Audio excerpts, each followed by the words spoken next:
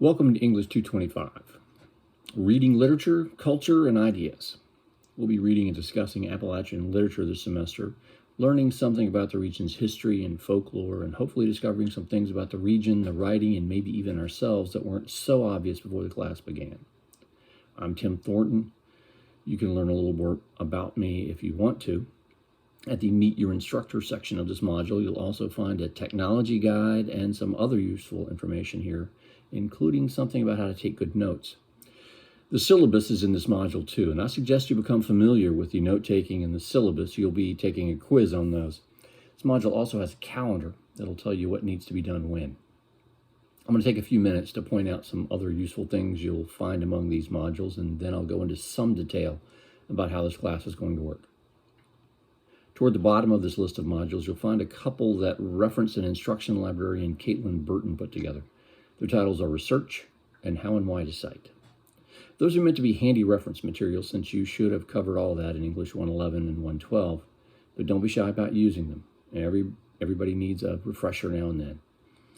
If you have any questions, ask me or ask Ms. Burton or one of her colleagues at the library. We'll be using MLA citations for this class. You'll find links to MLA guides in the How and Why to Cite module. You'll also find an abbreviated guide to citations and quotations in the Useful Things module.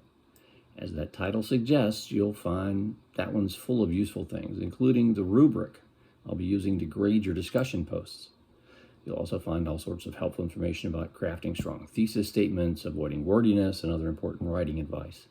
That last category includes George Orwell's Rules for Writing and some advice from his famous essay, Politics in the English Language. You'll find a new module popping up every week or so.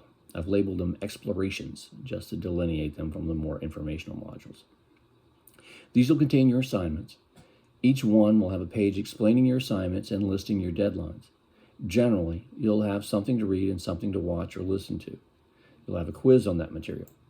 You'll need to post a response to one of the prompts you'll find in discussions and respond to a classmate's post. Please read and follow the rubric carefully. Your discussion posts are essentially online essays and should have in-text and works cited page style citations. Read the section in the syllabus about these too, please. The quizzes and discussions will account for about 60% of your, not for about, for 60% of your grade.